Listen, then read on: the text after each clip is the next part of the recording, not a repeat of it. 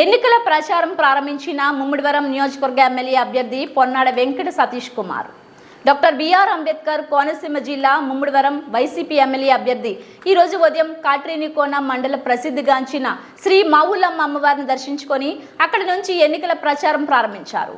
Katrenikona gate centre, చిలకమ్మ చెరువు, ఉప్పూడు, గొరగనమూడు, సావారం చేరుకున్న bike యాత్ర అధిక సంఖ్యలో పాల్గొన్న పార్టీ కార్యకర్తలు, నాయకులు. రాజశేఖర రెడ్డి గారు సీట్ ఇచ్చిన తర్వాత మన జగన్మోహన్ రెడ్డి గారు సీట్ ఇచ్చిన కాట్రేనికోన మండలం కాట్రేనికోన హెడ్ క్వార్టర్లో ఉన్నటువంటి మావుళ్ళమ్మ ఆలయంలో పూజలు చేసి సెంటిమెంట్గా అక్కడ నుంచి ప్రారంభించడం అనేది ప్రతిసారి జరుగుతూ వస్తుంది. దానిలో భాగంగా ఇవాళ కూడా అక్కడి నుంచే ఇవాళ ఎన్నికల శంకారం పూరించడం జరిగింది. సెంటిమెంట్గా అక్కడ ఎవరైతే గతం నుంచి మమ్మల్ని ఆశీర్వదిస్తున్నటువంటి కొంతమంది వ్యక్తులు ఎవరైతే ఉన్నారో వాళ్ళ దగ్గరికి వెళ్ళి ప్రథమంగా వాళ్ళని నియమించమని అడగడం జరిగింది.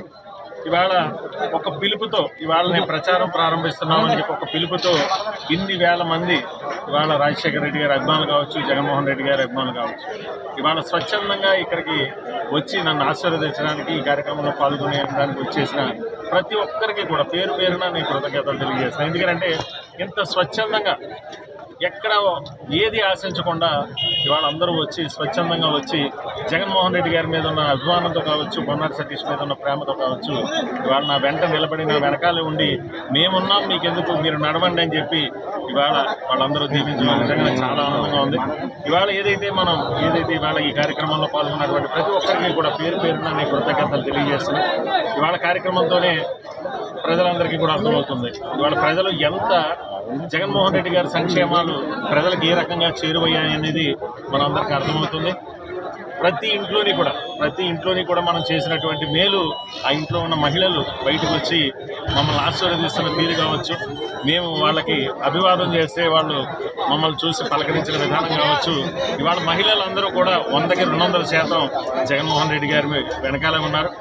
రేపు రాబోయే రోజుల్లో ఏదైతే మే 13ని జరిగే ఎన్నికలు ఏదైతే జరుగుతున్నాయో ఖచ్చితంగా మహిళలు ఈ రాష్ట్రంలో ఉన్న మహిళలందరూ కూడా, ఎందుకంటే సగభాగం మహిళలే ఉన్నారు ఈ రాష్ట్రంలో, 50% పైనే మహిళలు ఉన్న ఈ రాష్ట్రంలో ఖచ్చితంగా జగన్మోహన్ రెడ్డి గారు ఏదైతే అనుకున్నారో 175 స్థానాలు మనం మహిళలకు మేలు చేస్తే, గృహిణికి మేలు చేస్తే ఖచ్చితంగా వాళ్ళందరికీ కుటుంబానికి మంచి జరుగుతుందని ఏదైతే అనుకున్నారో అది 100కి 100% నెరవేరింది.